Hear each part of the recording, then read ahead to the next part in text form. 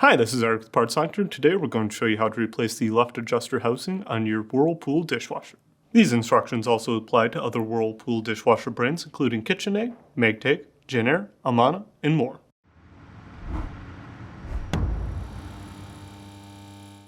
The adjuster housing is part of the adjuster assembly, which supports, raises, and lowers the upper dish rack.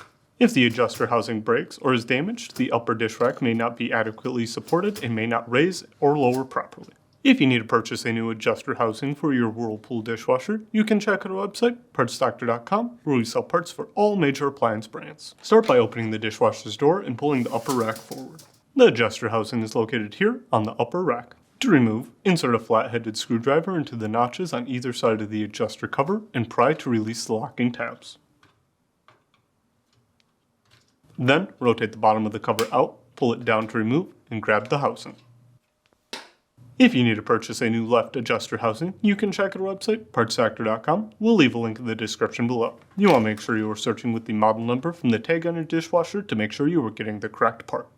Note that the left and right adjuster housings are designed differently and have different part numbers. When replacing the part, be sure that you are purchasing the correct side. Additionally, if you are replacing both sides, you'll need to purchase both unique parts. To install, insert the adjuster housing at an angle, being sure that the tabs on the bottom seat on the outside of the upper rack. Then, align the lever arm to the slot on the adjuster. While supporting the housing, insert the cover at an angle and press to align the locking tabs.